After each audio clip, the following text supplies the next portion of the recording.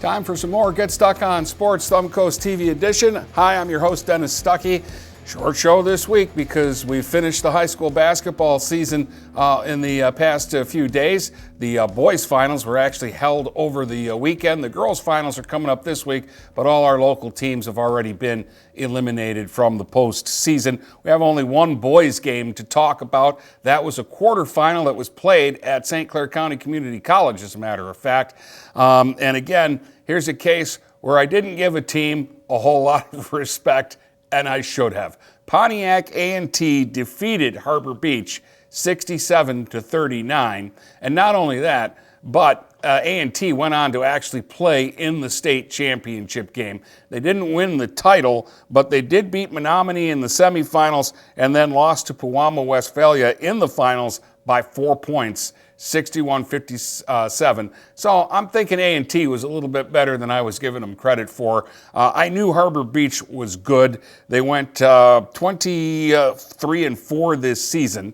And I talked about this a little bit on my podcast, and I might have even brought it up on last week's TV show, that the guys at Harbor Beach who played football and boys basketball had a great year this year. They went 37-4, won a state title in football, and made a quarterfinal appearance in basketball. That's a lot of winning. And the guy that was at the top of all that was Benson Harper. He scored 20 points in a game in which his team only scored 39 to lead the way for them. But Lewis Lovejoy scored 26 for A&T in their win over Harbor Beach. And again, A&T loses in the state finals to Pewamo, Westphalia. They're having a good year in basketball because their girls are into the quarterfinals, and we'll talk about that in just a second. But we do have 3 regional final games from last week to talk about for the ladies. First was Anchor Bay, and here's another case where I really disrespected a team because I thought Anchor Bay would beat Fraser. And not only did I think Anchor Bay would beat Fraser, I thought Anchor Bay would beat Fraser by double digits.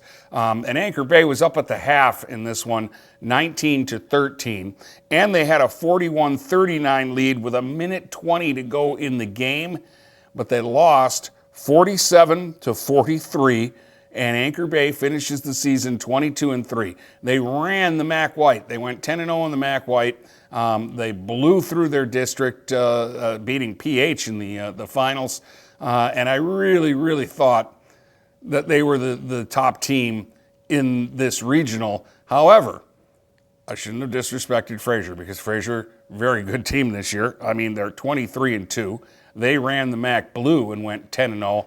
I just didn't feel like they played the tougher schedule of the two teams. And I thought, Anchor Bay plays in the higher division. They've just been rolling everybody.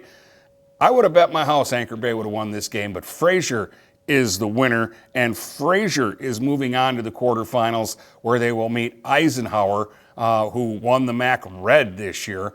Interesting, in the MAC in girls basketball, all the division winners went undefeated this year. In the Red, Ike went 10-0. Anchor Bay went 10-0 in the white. In the blue, we just mentioned that Fraser went 10-0. St. Clair went 10-0 in the gold. The winner of the silver went 10-0. I believe it was Warrenwood's Tower. And Hazel Park went 10-0 in the bronze. So the winners were undisputed this year in the MAC and girls basketball. All right, here's another one that surprised me because Sandusky had beaten Cass City by double digits in the regular season, and Sandusky just kept on winning all year long. However, when they got to the regional final, Cass City got some revenge, and in a big way, they won this game by 25 points, 55-30. This one really surprised me as well.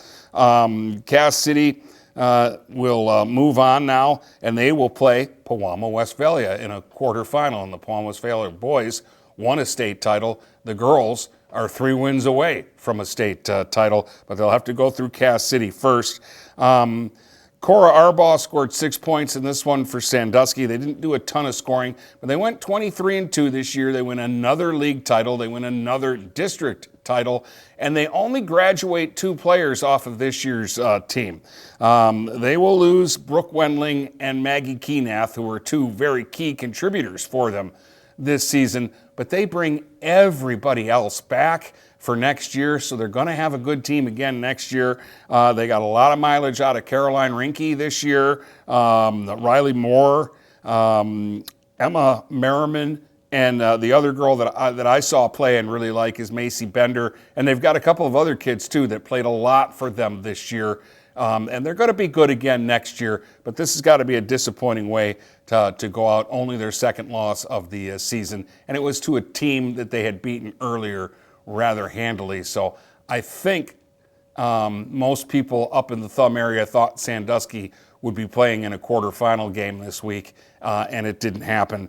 Cass City moves on again to play Pewamo Westphalia. The final game that was played was between Deckerville and Kingston.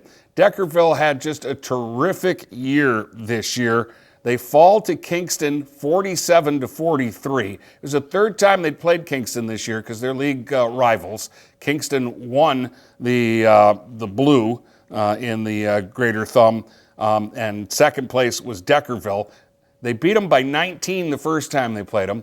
They only beat them by 7 the second time they played them, and they only beat them by 4 this time. So Deckerville is getting closer, but they won't get another chance at Kingston, who will move on to play Morenci in the quarterfinals.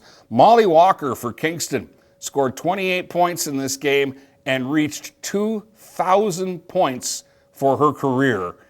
That's a lot of points. It really is. 1,000 is a big deal.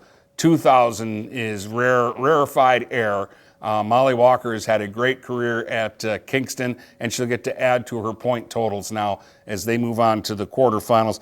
Deckerville, though, is the team that, again here, I kind of took for granted just how good they were. I knew they were the second best team in that league, but I just didn't realize how competitive a team that they had. Libby Tank, what a great name, Libby Tank. She scored 15 points in this game for Deckerville. They went 21-5 this year, and of their 5 losses, 3 to Kingston, who's playing in a quarterfinal game this week, and the other 2 losses, Yale. We know how good Yale was, and they played in a regional, and the other team was Cass City that they lost to, and Cass City's still playing basketball. They're going to play in a quarterfinal. So they played a tough schedule. They lost to good opponents, really good opponents who are still playing basketball, and they had a tremendous season. You know, they're tucked away up there. Deckerville, not an easy place to get to, but they have some really good sports teams, and the girls' basketball team was excellent this year, and they gave Kingston their money's worth. So all in one day, Anchor Bay, Sandusky, Deckerville were all eliminated. Those were our last 3 area teams that we cover. And of course, Harbor Beach was our last boys team. So the boys basketball season is over. So in shows to come, we will be talking a lot of baseball and softball now as we'll switch gears to the spring. And hopefully we'll have some good weather so that we can get some games in here early season for those sports. And we'll also talk a little bit more on future shows about Lutheran North joining the Blue Water Area Conference for next season when Algonac will join the Macomb Area Conference. And that's all we have for this week's show. Thanks for watching. We'll have another edition of the Get Stuck on Sports Thumb Coast TV edition coming up for you next week. See ya.